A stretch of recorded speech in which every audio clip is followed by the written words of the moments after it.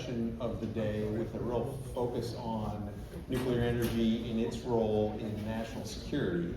I have with me really a dream panel. One of them, Lucian, I have no idea how you made it from Northern Virginia to here as fast. Yeah, I was at the Ritz-Carlton in Tysons about 20 minutes ago. Yeah, so, and unless somebody heard a helicopter land, I don't know quite how you pulled that off, but I'm glad you did it. Appreciate it. So thank you. So actually, maybe we'll start on that end. So Lucian Niemeyer is here with us from UCAN Power, which is an organization formed to really help advance the dialogue around nuclear energy and its role in national security and in meeting defense needs. And so I've had the opportunity to work with Lucian over the last several years on that. Prior to that, really started his career as a U.S. Air Force officer. Amen. Got that right. And then during the first Trump administration, served as an assistant secretary in defense, both as assistant secretary of defense and of the Navy for energy installations and environment. So somebody very, very familiar with our issues and the important role nuclear energy can play. We've got Steve Rademaker here from Covington in Burling, somebody who has a long and impressive resume in things we care about, including serving as Assistant Secretary of State. You led 3 different bureaus over a short number of years. How do you do that? Well, we kept reorganizing, moving boxes around. But so led bureaus, including the Arms Control and the International Security and Nonproliferation bureaus. And then I also spent quite a bit of time on Capitol Hill when the legislation for the Department of Homeland Security was being put together. So really appreciate having you here. And then my longtime friend and colleague Dan Poneman, who has been working on these issues since I think he was about 8, from what I can tell. And of course, back before Manhattan Project. Not quite, but certainly into the 70s. And somebody, of course, we all know as former CEO of Centrus, but as former Deputy Secretary of Energy, service on the National Security Council, and a long range of other assignments. So appreciate you being here as well. And with this discussion around nuclear energy and national security, we talk about national security, you kind of hear about it as an umbrella term. There's a national security component, but folks will talk about climate security, energy security. Just interested in maybe your big picture perspectives on how we should think about nuclear energy and how it really closes that gap to provide all types of security. So any initial thoughts on that? Anyone want to jump in? I can start. Sure. All right, so first of all, coming from the Department of Defense, we've had a firm requirement for resilient energy. We can't carry out our missions without having resilient power. And so what you see happening right now, particularly with the declaration of the national energy emergency, is the realization that for the first time in a long time, since really the Cold War, we have adversaries that can touch us pretty deeply, particularly in the energy grid. So when you look at energy security, from my perspective, it is, okay, how do we make sure we keep the power on for critical missions, national security missions, defense critical assets, in a way that may not necessarily include reliance on the commercial grid. So that's kind of how I'm approaching this from a national security angle. We have a big issue, Bull-Typhoon, hope folks have heard about that in this room, which are Chinese malware that's sabotage agents in our utilities. That's a huge risk. So we're really looking at energy security as being able to perform on national security missions regardless of the status of the commercial grid. I would add to that, the ecosystem that really goes back to the Manhattan Project. All the things, I agree completely with what Lucian said, but we still have a deterrent, and we still need to defend our homeland, we need to defend our allies, we need to deter our adversaries. And this incredible ecosystem that we really owe a lot to President Eisenhower and Admiral Rickover for setting up, which allows the United States to both provide to the grid the electrons it needs in a secure fashion, but also to supply the high enriched uranium fuel that the Navy needs for its carriers and submarines, and the tritium we need to replenish in our arsenal to make the weapons work. So it's really any aspect of security is intimately tied to nuclear. And in addition, I'm sure Steve is going to tell us more, because, and I'll give a perfect setup. When we sell enriched uranium fuel around the world, every molecule carries a little flag, American flag, that says 123 agreement. And the 1978 amendments to that agreement created the strongest non-proliferation criteria that are available in the world. And so I think, over to you, Steve, on the non-proliferation angle. So, one of the things that really goes back almost to the beginning of the nuclear era is the atoms for peace bargain. The idea that nuclear energy is potentially quite threatening if it's used for weapons purposes, and basically the international bargain was countries would forego the right to produce nuclear weapons, but in exchange for doing that, would be assured of cooperation and support in the development of the peaceful uses of nuclear energy. And I think one of the U.S. national security questions is the degree to which the United States is actually going to continue to participate in the Atoms for Peace bargain as a vendor and a provider of civil nuclear technology to countries that are interested in pursuing it. And I think one of the themes that will emerge from this discussion is that if the United States chooses not to participate in that, there are other countries out there that are willing to step in and play that role, and many of them are not friendly countries. At least a couple of them are not friendly countries to the United States. So there's a national security imperative there, both in terms of alliance management and cultivating relationships with countries around the world that we prefer to be friendly toward the United States rather than be friendly with adversaries. I'm going to add 4 out of 3. Unfortunately, we only have 3 panelists, but there's one that I think we can't neglect, which is the form of energy security that we became familiar with after the OPEC oil crisis of October 1973. The dependence of the United States and Europe on Russian enriched uranium dwarfs the dependence on oil and gas from Russia. And if they wanted to throttle us, everyone in this room knows 20% of our power grid is powered by nuclear energy. And it is, to me, unconscionable, it follows from the last panel, that the United States of America does not have an ability to take care of its own enriched uranium requirements from a national standpoint. And just one statistic worth keeping in mind, and I haven't looked at this for a year or two, but I think it's roughly the same. Global demand for enriched uranium is roughly 48 million separate work units per year without Russia. Global supply of enriched uranium without Russia annually is 33 million separate work units. So that shortfall, 15 million separate work units, that's equal to 100% of US demand. Guess what? Europe needs 10 million from Russia. So if you wonder why it's been long in coming to have these import bans, that's why.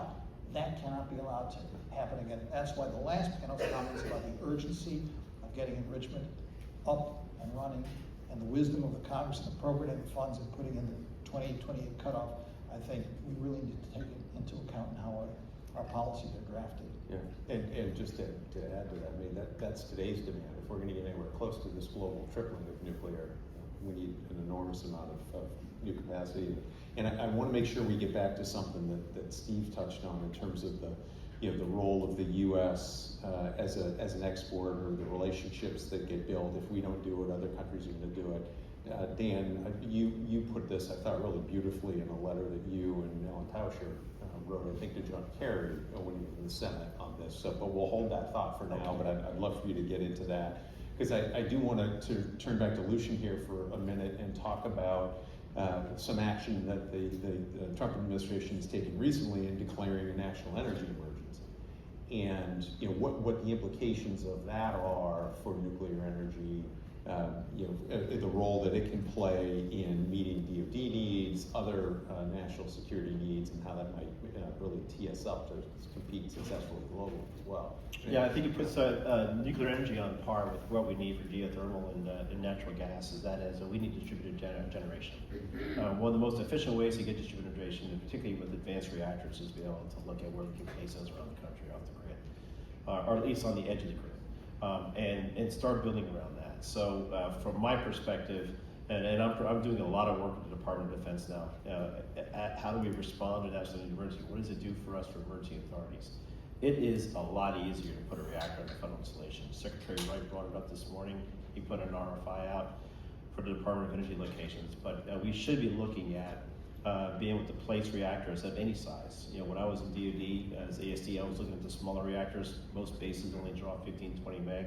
But now I'm in the big reactor business, because I do believe that We do need to put large reactors on federal land. It's easier to permit, it's easier to get started on construction. We even have different authorities we can execute, particularly if it's satisfying a national energy emergency. We have national security authorities we can activate on the Atomic Energy Act.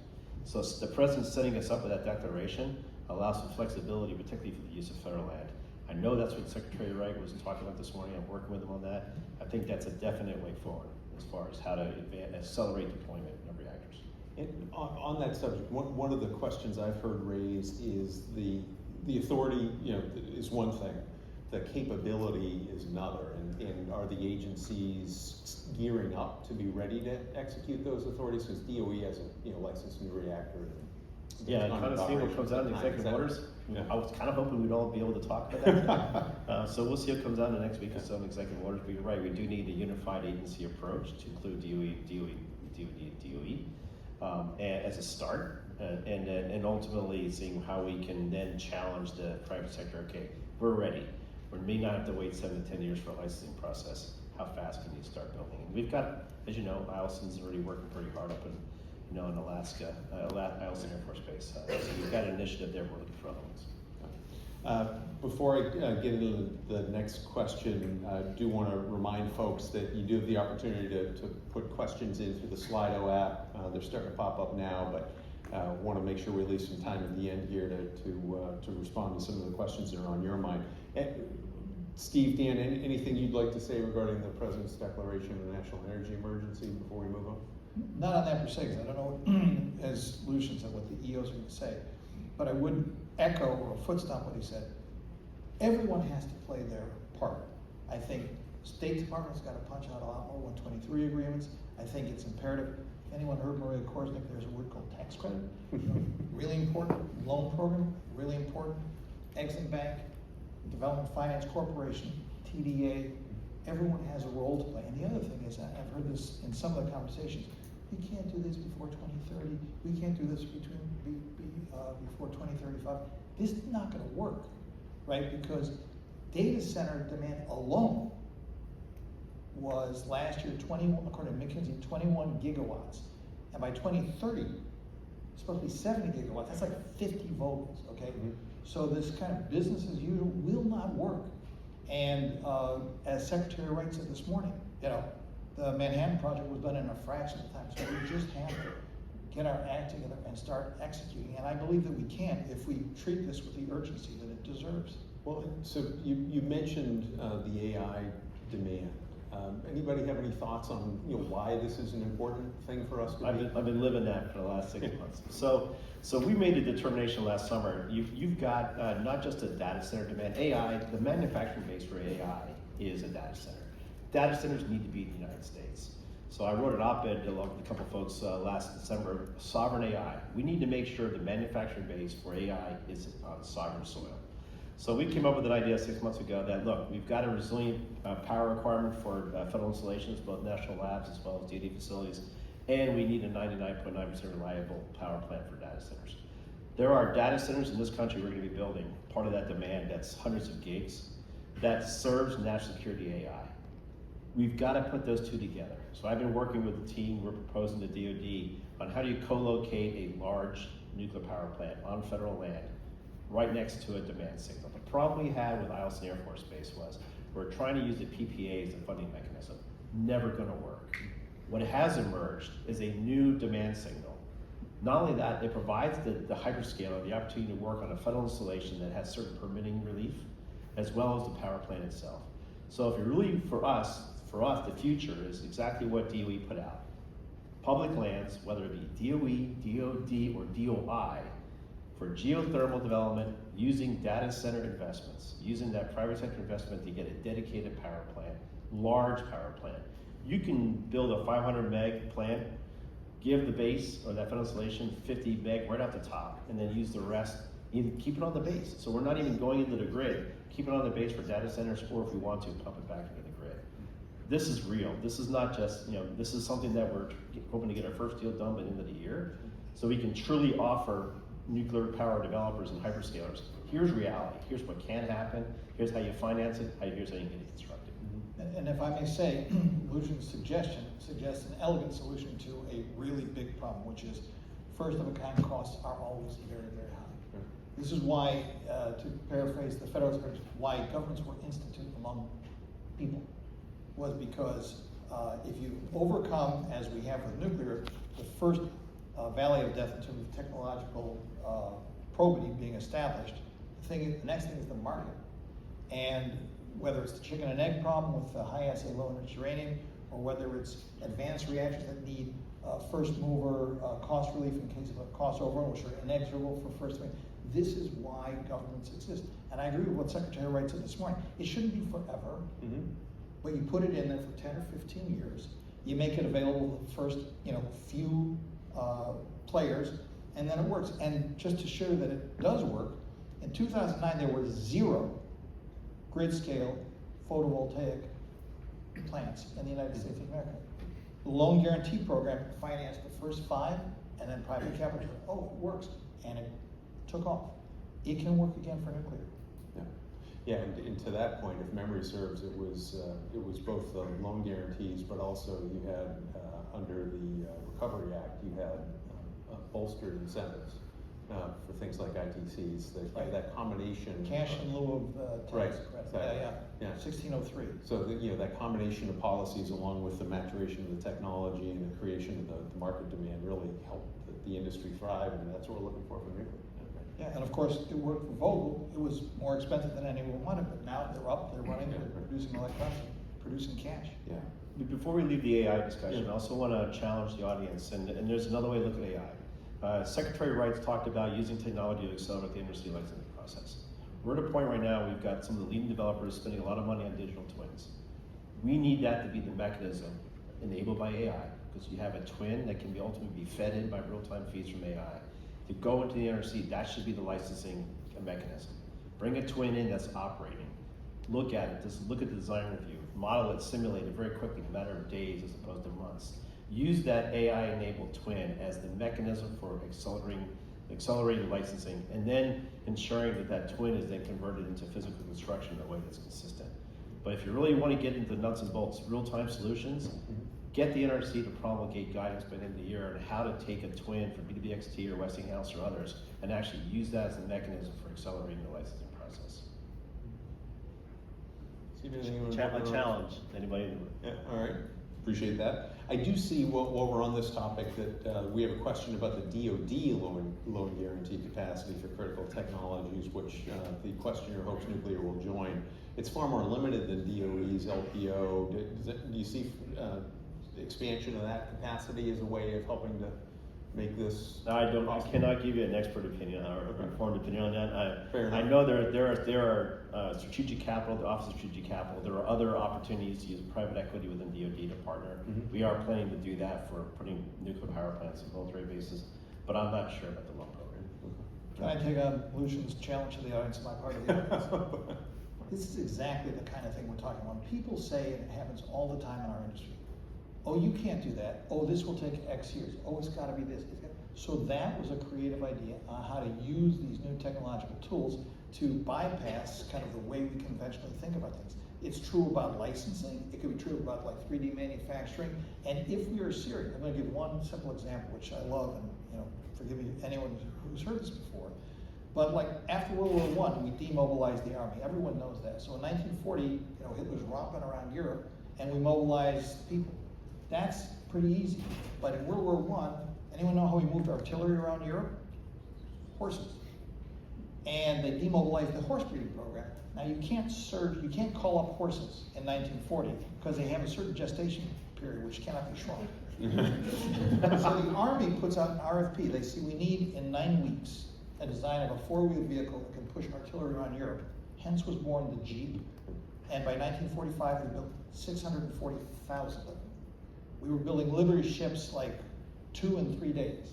We went from like 3,000 to 150,000 aircraft. So if things are important, and this is important, we can do it. And Dan, the technology didn't exist 2 years ago. The chip, what NVIDIA's done with their Blackwell chip, the advanced chip computing power now makes that modeling and simulation for a nuclear reactor a reality. It wasn't there 3 or 4 years ago. So. Yeah, fantastic.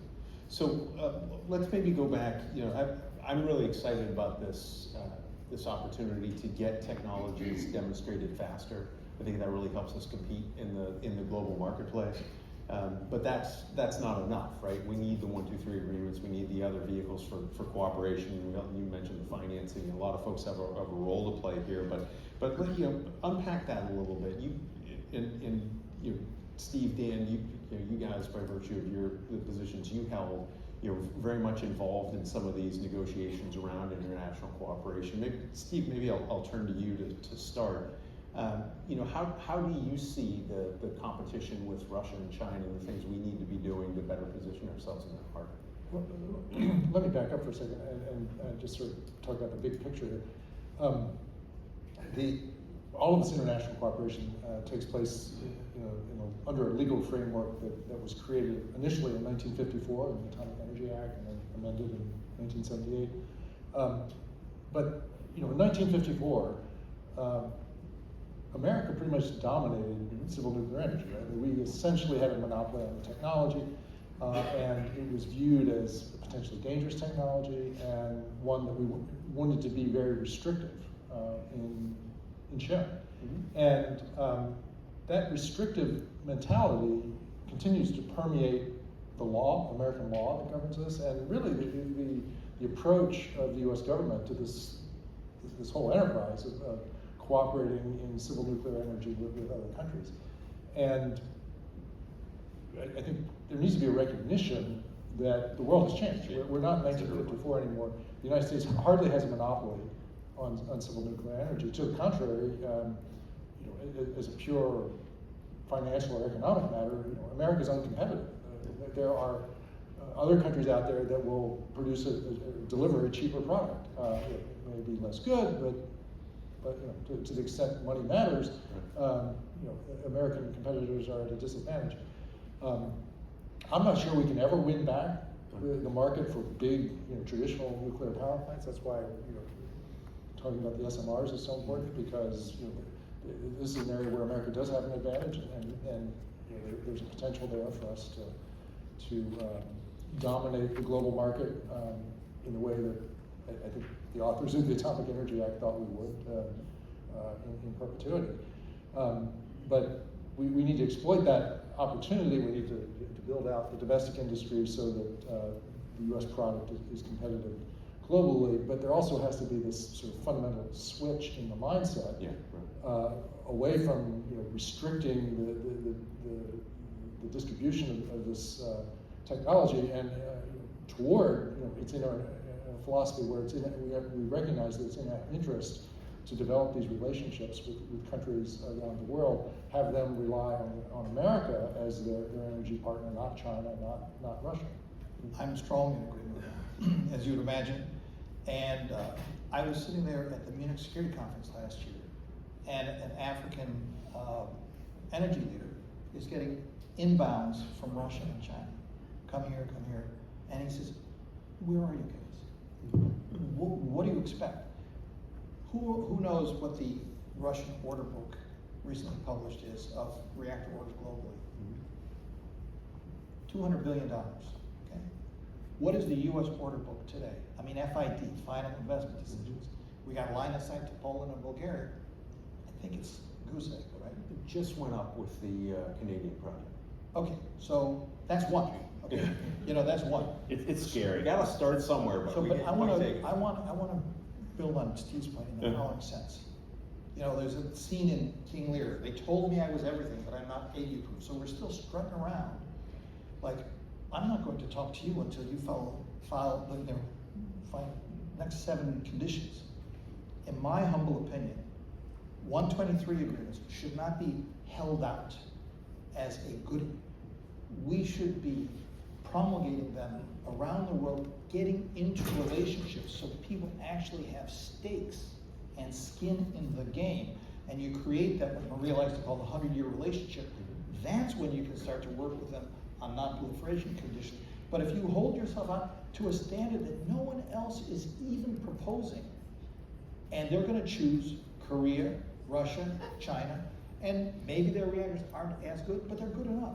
So we really, Steve, I could not agree more. We have to change our whole mindset And it's deeply in our national security interest, even though it's also in our economic interest, but more importantly, our national security interest has got us in the game all over the world, in Africa, the only continent that's going to have more people in 2050 than today, Latin America, the Middle East, and we're not. So this is where I think people in this room can actually make a difference. Let me just put a footnote on what you said, Dan. The real resistance, I think, in the United States to sort of more aggressively peddling 123 agreements, it comes from fundamentally, I think, the non-proliferation concern that if we disseminate this technology, there's some bad guys out there that will hijack it and put it to weapons purposes. And that's a legitimate concern, but we have to be cognizant of the fact that for countries that are interested in moving in this direction, they certainly have alternatives to the United States, and from a non-proliferation point of view, those alternatives are actually far more risky, more dangerous than cooperation with the United States. We want those countries that have an interest in civil nuclear energy to partner with us, not with Russia or China. I mean, who helped the North Koreans set up their civil nuclear program? It was Russia. Who helped the Pakistanis set up their civil nuclear program? It was China. These countries do not have the same non-proliferation standards that we bring to bear. And I couldn't agree with you more, Dan. Saying you've got to meet all of our standards before we'll even talk to you or before we'll even work with you sort of slams the door in the face of people who have plenty of alternatives with countries that will never have the same sort of conversation with them that we would have. Judge Zana, Yeah, please. Steve and I both were involved in either the drafting or the implementation of the Non-Proliferation Act of 1978. After the Indian nuclear test misused Canadian civilian technology, misused U.S. heavy water, Congress got very upset and they passed really strong non-proliferation, full scope safeguards, catch-all export controls, dual-use export controls. And what did we do? We spent 20 years, and I don't know if Lucian did, but Steve and I sure spent a lot of time getting everybody from the nuclear suppliers group, et cetera, to live up to the same standards. The only way these kinds of non-proliferation standards work is if they are multilaterally applied. But when it came to the so-called, I cringe to even say the phrase, gold standard, we inflict it on the customers without even asking the other suppliers. And if the other suppliers aren't on board, it's just like shooting yourself in the head. Well, so to that point, I mentioned the famous Poneman-Tauscher letter a little bit earlier. It is to me, because I thought it really clearly articulated the rationale for the U.S. to be realistic, right, when it comes to these things. And if memory serves, it was after the UAE deal had been struck, and there were other folks sort of, saying we need to adopt the gold standard for any further 123s that we entered into. Now there's conversation about expanded use of nuclear energy in the Middle East, for example. Any thoughts on? Yeah. Well, just to level set, I like when Steve went back to first principles. The thing to understand about the gold standard is it isn't gold and it isn't standard. Okay, so the gold standard was the 1978 standard, which we through a lot of hard work got most, if not all, suppliers to for those in the room might not know what the gold standard meant, you want to explain very briefly what that is? This is important because the history is really misunderstood widely. So the UAE authorities in about 2005 or so said we need a lot of base load, we need it for desalination, we need it because we're building up our cities, and we don't have it. And it's going to be either coal or nuclear. Those are the two options. We don't have infrastructure for either. And they said, we're already thinking about Masdar, we really don't like carbon. So we like, and besides you buy the coal, you inventory it, you gotta spray it in the desert so it doesn't catch on fire. Here are downsides, right? And they said, so we like nuclear. And so people who were consulting was said, logic seems right. Dangerous neighborhood. You might want to let folks know you're not going to build a bomb. So they decided on their own. They published a white paper that says we are going to rely on the commercial market for enrichment and reprocessing. If they ever do that, not do it ourselves. And then I'm not going to go through all the back and forth, but it ended up that, and they did this. They put it into their law, but then some bright light in the United States thought it was good to sort of brag about it, and they called it the gold standard. And as soon as you do that, like no self-respecting countries will say, I'm not going to give up my Article 4 rights under the NPT.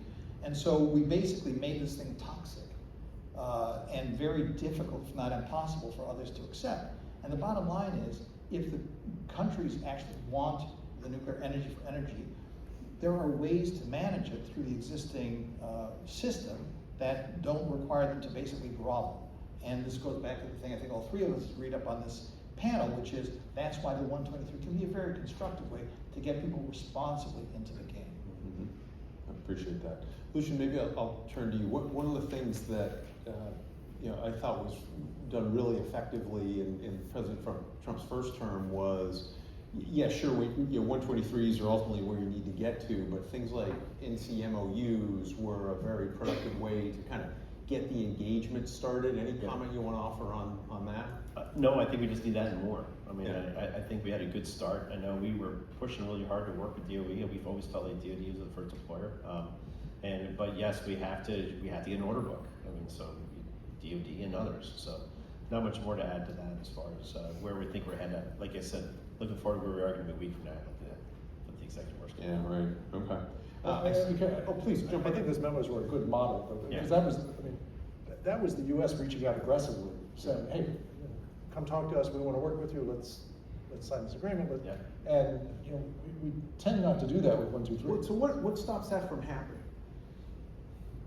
Well, I think it's a combination of things. The part of the State Department I ran was the part that actually negotiates them. There's a capacity restriction. Okay. These are sort of complicated negotiations, and it takes time and so it's a expertise. bandwidth issue. Yeah, and they're absolutely a bandwidth issue. The people who can do this at the State Department, I mean, they're limited. They can only do so many at a time, and so I think there needs to be an expansion of their capacity. But there's also the political problem that the way they come into force is through a congressional review mechanism, where Congress gets to vote on whether to reject them or not. And I think for a lot of partners, there's a fear that the congressional approval process could become painful. I've worked a long time on the Hill. When Congress reviews these things, oftentimes they're looking at them not just through the prism of, is this good for energy security and nuclear, from a nuclear energy perspective. They're also saying, do I like this country? Yeah. Or do I have a problem with this country? If I have a problem with this country, I'm going to vote against it. And so human rights issues and all kinds of commercial issues, commercial disputes, all of these things can complicate the ability of the United States to successfully conclude a 123 agreement. And as a consequence, the government doesn't go out and aggressively try and persuade other countries to sign up with us. Well, we also need to work. I think we're seeing a change in the EU too. For years, the EU was a big opponent, as far as pushing nuclear power. Now we're starting to see a change there as well. So I'm looking at the questions on the screen, and one of them reminds me that some of you might know, in a past life I got to serve as staff director for something called the Blue Ribbon Commission on America's Nuclear Future, and it's his fault. And so I see questions on the screen about the back end of the fuel cycle and reprocessing and just spent fuel management in general. And does that hold us back? Is our inability to have a solution at the back end of the fuel cycle an impediment to us being maybe more successful than global? Yes. Okay. Yes. And I'm going to give a true story. So for 5.5 years, I was the co-chair of believe it or not, we had this U.S.-Russian Financial Commission on Nuclear Energy, Nuclear Security Working Group. Briefly, President Medvedev and Obama set this thing up. And my Russian counterpart says to me at one point, do you want to know why we're beating you all over the world competitively? I'm thinking it doesn't matter what he is going to say to me. So he goes, back when we were starting our respective nuclear programs, Soviet and U.S., and we did everything, we wanted to roll our own, metaphorically speaking, these new, the globals, and they want electrons, right? And so I go in, I go, I'll mine the uranium, I'll mill it, I'll convert it to UF6, I'll enrich it, I'll design the fuel, I'll fabricate the fuel, I'll design the reactor, I'll build an operating reactor, and I'll take the spent fuel back. Your move. That's how they got a $200 billion order, right? So you may know, 20 years ago, Ernie Moniz and I and others on Cantor, Steve knew, wrote a proposal that said, if you want to promulgate a lot of nuclear energy without a lot of nuclear bombs, you want to minimize the countries that enrich. And if we offered guaranteed fuel services front and back end, they could have that same guarantee that the Emiratis ended up getting for themselves, and it would be a great way to sell reactors prodigiously nowadays, to update it to meet the tripling target of COP 28, and not have proliferation risk go along with it. So we're having discussions even lately on some studies, and people, I won't speak for other people, but a lot of people think that our sort of assured nuclear fuel services initiative, if not dead on arrival, at least impaired significantly if we cannot provide that full service take back of the spent fuel. Well, it seems like we ought to get busy with a little more enrichment and conversion capability while we're at it too. Huh? We should definitely do that. Yeah, okay, all right. Anything you want to say about the nonproliferation implications of that? Yeah. I mean, everyone in this room knows that the greatest practical vulnerability in terms of proliferation in the civil nuclear fuel cycle is on the enrichment side, because everyone needs it. The back end thing, reprocessing is not as ubiquitous. And therefore, again, to go back to the last panel, the Congress in its wisdom, it's $3.4 billion in 2 tranches, right? So $700 million initially into the IRA and $2.7 billion. That's enough. And I think, candidly, what we should do, if this is important to national security, and by the way, we do need it to make the high enriched uranium for the submarines and the carriers, and we do need it for tritium, we should just build a plant and buy it, right? 50-50 cost share work for the ARDP, the Advanced Reactor Program. Why don't you do that? Why should you do this thing where the government, and I agree with what Niemeyer said sitting in that chair at the last panel, why should the Department of Energy get in, bid against all of the utilities who are represented around this room, distort the market on the way in to create a new enricher that then has to compete against DOE, now selling the market on the way out? And meanwhile, if you do it, paying for the product at the end, 2 other bad things happen. No offense to Wall Street banks, but I'd rather spend the money on building a plant than interest to Wall Street banks for interest during construction. And the second thing is, if you buy the end product, again, the last panel says 60% of the value is for the LEU. So you're taking a lot of taxpayer money and spending on an LEU that the market already provides. So they just need to redesign the whole thing. And by the way, I don't believe, from the last panel, somebody was saying it's going to be in the early 2030s. I don't believe that. I think if they took that 2.7 or 3.4, depending on how much they end up putting out, and you put it out to bid, and it's not sole source, you're going to have a lot of bidders for that much money, you're going to have a lot of serious bidders.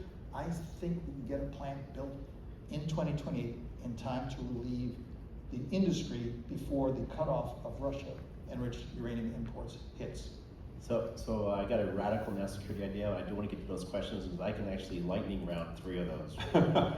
Before we do that, how about this radical idea? There's a brand new tritium facility sitting in the deserts of Iran. Why not go ahead and take that over and offer an exchange a long-term civilian reactor program led by U.S. developers to go ahead and build out Iran's nuclear ambitions when it comes to civilian nuclear energy. We'll just go ahead and take the tritium out of the Rainbow site that we've just discovered. How's that for national security? We cut it down. John, tell them. We were proposing a 1-2-3 agreement with Iran. Absolutely. All right. Okay, I will do what any good question and answer would do. I will answer the question I would have answered, and I would say I do think that there are ways, creative ways, and people have been writing about this since I started in the 70s, to have a multinational fuel cycle in which Iran could be a shareholder, right? I mean, Iran was a shareholder, right? Yep. So I think there are a lot of, there's a lot We'll of take it creative offline. ideas here. Take it offline, but it's a creative idea. Mm-hmm. Fantastic. One thing we haven't touched on specifically yet, I want to make sure we get to, because it really was groundbreaking in a lot of ways, was going back, Lucian, to your experience with Project Pele. Yeah. Right, and something that at the time it was, wow, Yeah, right? it's making progress. You know, it's under construction now at INL, and you know, we continue to put money into it. It's going to serve a purpose. That purpose may change. It may not be able to air transportable, but it'll still be bargeable. We do need reliable power at the front. We're a technology-based military. We cannot afford to live off the grid for a long period of time. We definitely can't afford to ship fuel over to a China contingency in a contested logistics environment. China's sending every one of our oilers and defense fuel points and destroying them right out of the chute. So without fuel, we don't have power. Without power, we don't have technology. Without technology, it's going to be a tough war to win. So I do believe Pele solves that problem by being able to deploy to the forward theater. We've been deploying nuclear reactors in the battle space for 40 years, carriers and submarines. Why can't we deploy a terrestrial reactor and provide some type of alternative power source for forward deployed forces? I think it's a really interesting point. So I just got back from Indo-PACOM. Very impressive, very impressive. And it's interesting because there's a lot of talk about national security, obviously with the Navy. Admiral Power, very impressive military leader. And people were talking about Hawaii and its energy. And somebody said, well, I'll tell you one thing, the Hawaiians would never accept nuclear power locally. And the guy says, take a look out in the harbor. You'll see 10 of them. Yep. And so a couple points on that. Number one, in the Western Pacific, we got all those little islands and our bases. Taiwan's extraordinarily vulnerable to cut off from the Chinese Navy. Why don't we deploy micronukes out there so we can provide relief to Taiwan in the event of a contingency? Point one. Point two, I'm very interested. You know, we talked a little bit earlier about 600 million Americans, Africans, excuse me, lack any electricity whatsoever. I mentioned there's now a lot of interest in Africa. What about small reactors deployed around the periphery, floating reactors that can pump power, even if the country does not have a highly developed grid? They're safe, they're isolated. So I just think we got to be more creative about a lot of these things. Well, one of the really neat things over the last decade or so has been the number of folks seeking to innovate in that space. There are a bunch of floating reactor companies out there, the microreactors, et cetera. Really, and it's cool to see people coming in from the SpaceX's of the way. A lot of folks who have disrupted other industries now coming into nuclear, trying to do the same here. I don't know who's going to win at the end of the day, but boy, there's a lot of folks out there trying to innovate, and it's really exciting. So as we near the end of this conversation, and we're of course all mindful of the fact that we're the folks standing between the audience and the reception, right? Yeah, but we're inebriating in our own way. Well, there you go. So Lucian, you teased that you could lightning round 3 of these questions up in front of us. I mean, you didn't tell me which ones, but I'm happy to have you take them in whatever order you. All right. So the first one is kind of a reach, but until you start thinking about it. So what recommendations do you have to state energy offices, so the states, so they can make a positive impact on the security angle in particular? All right. So I grew up in a world that I was on the Senate Armed Services Committee for 11 years. State offices have military affairs commissions. About 40 out of the 50 states actively want to protect their bases from a background, base realignment and closure. Right? If I am advising on a state office, particularly on the security angle, I'm going to want to put a reactor at every one of my military bases, because once you put it on there, it's never getting fracked. Matter of fact, it becomes a magnet for additional military activities. So every state office has a desire to want to enhance the economic value of those military installations. The way to do that is to promote nuclear power on those bases, not just for the base itself, but in some cases for the local community. So I think that's what I would focus on, is enhancing military value by looking at the deployment. Yeah, very good. Any other ones you want to take on while you're at it? So the drones, there was a good question. How did the use of drones in the Ukrainian war to target electrical infrastructure affect how we harden our grid and our nuclear power plants? This is one of the biggest concerns we face as a nation right now, as far as right behind cyber from my perspective, is what can a swarm counter UAS system do to our critical infrastructure? The Department of Defense has a task force right now on counter UAS. Utilities need to get in the game. They need to ask, hey, what is the department doing in counter UAS? Where can we start protecting our power plants? Where can we start protecting our substations? How can we get into that? Now that's going to be community involvement. So you have a task force in DoD that's looking, okay, in order to be really good with counter UAS, I'm going to have to go out into the community. But that's gonna be a negative, because that's ultimately shooting down drones over civilian infrastructure. But you bring in a utility, it also has got that critical concern. You start partnering with them, you start seeing the communities are gonna be much more responsive, that you're trying to protect not just the base, but also the infrastructure that community relies on. So I definitely believe that if I were back in DoD, I'd be working with local utilities on counter UAS measures. Where can we collectively work together? Yeah, fantastic. May I make one sort of Please. thing? I want to pick up on something that Steve said near the beginning. I want to put this for all of us here to think about as we walk out to reception. We were the Alpha and Omega, the United States, in the 1950s, and we lost our way from a variety of missteps and mishaps. This is our moment. This is our moment, and I think you've heard on this panel, there's compelling military national security rationale for doing this. There's compelling energy security rationales. We haven't even gotten to the fact of worrying about Miami going underwater, in 2100. And non-proliferation. If we have a proliferation episode somewhere, and we could well do so, it's going to be like Fukushima on steroids in terms of the social license for nuclear. And American leadership is critical to all these things. It is in our hands, I think, at this moment. So I really think we should go forth, from this room and realize that in doing something that is critically important to U.S. national security, you're also helping your neighbors, workforce, advanced manufacturing, prosperity, great jobs. And I've been doing this literally 50 years. I started in June 1975. I've never been more excited about the future, and I think it's there before us to make it happen. Fantastic. Anything by way of either closing thoughts, things we didn't hit that you think the audience ought to know? Well, I just say on that last question, I don't know if the audience sees it, but about DOE export controls and what can be done to reform the system and make it more efficient. It's really a subset of the point I made earlier about the legal framework and sort of the presumption of current U.S. policy that nuclear exports, nuclear cooperation, that's something we do kind of reluctantly as a favor to other people. And we're in no hurry to do it, and we take our time and think about it, and no skin off our nose if we don't do it.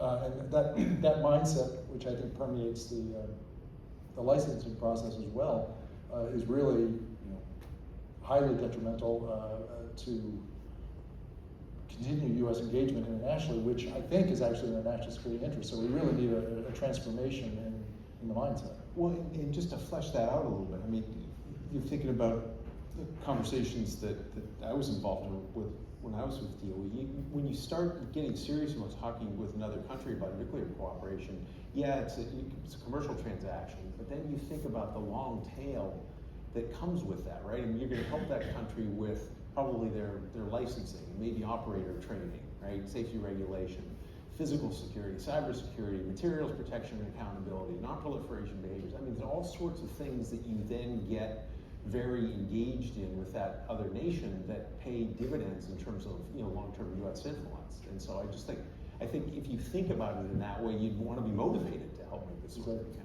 Yeah. Or Russia. It's in our interest to do it. It's not something. It's not a favor. Yeah, it's not a favor. And it's none of the above is not on the list of multiple choice of the customers. So it ain't us. It's going to be Russia or China or someone else, and I trust us more. Candidly.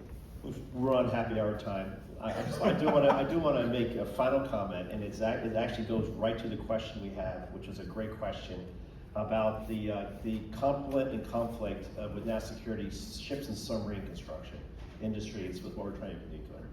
We need both. In another life, we just bought a shipyard because we're way behind on building submarines. We're supposed to be building 3.3 submarines per year. We're building 1.1. All right. Aircraft carriers way behind. We're over budget. We're 6 years behind on Virginia-class delivery. We need to have a restored nuclear industrial base in this country that can ultimately offer the same capabilities for welders, for electricians, that we need in the submarine and the shipbuilding industrial base. The president has set up an office, the White House office at shipbuilding. Without a workforce that can serve both, we're going to struggle. We are struggling. Our submarines are more expensive because we don't have a complementary workforce. I used to tell the Admiral Naval Reactors, Unless we have a restored nuclear industrial base on the civilian side, unless you open up some of your technology to allow us to start building reactors, it's going to be tough to convince an 18-year-old kid to go to the Naval Academy and become a nuclear engineer if there's no life afterwards. Exactly. So you need to have that's a restored civilian nuclear industry that ultimately can feed and complement and work with other manufacturing industries in this country. It's absolutely imperative to our nation's security. And it defrays the cost of both. Yeah, It absolutely. makes it cheaper for the taxpayers supporting our military because it's a strong commercial infrastructure. And it makes it possible, as Lucian said, to attract the smart young kids, and they are amazing, into the Navy because they'll have a career path that's not hanging draperies after they leave the 100% Navy. agree. Yep.